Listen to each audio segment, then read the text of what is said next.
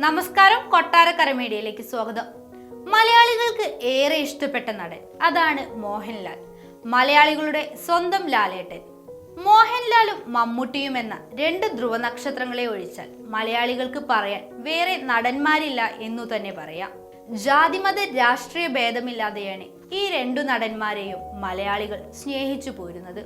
Mammootty CPM കാരനാണ്. ഇതുമാത്രമല്ല, Kairali ചാനലിന്റെ chairman കൂടിയാണ്. മോഹൻലാലിന് പ്രത്യേകിച്ച് രാഷ്ട്രീയമില്ല.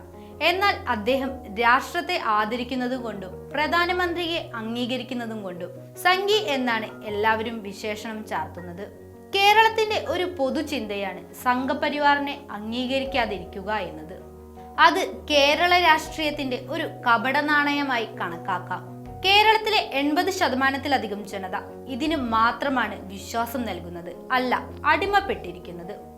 താങ്കൾ RSSനെ അംഗീകരിക്കില്ല എന്നു മാത്രമാണ് അവർ പറയുന്നത്. ഇപ്പോൾ മോഹൻലാൽ ധർമ്മസങ്കടത്തിലാണ്.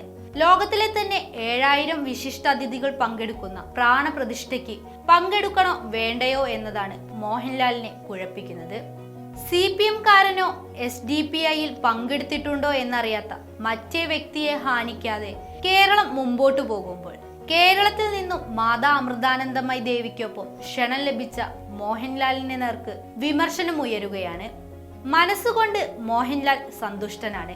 കാരണം കോൺഗ്രസുകാരനായ സച്ചിൻ ടെണ്ടുൽക്കർക്കോ രാഷ്ട്രീയമില്ലാത്ത വിരാട് കോഹ്ലിക്കോ ലഭിക്കാതെ പോയ ഭാഗ്യമാണ് തന്നെ തേടിയെത്തിയിരിക്കുന്നത്.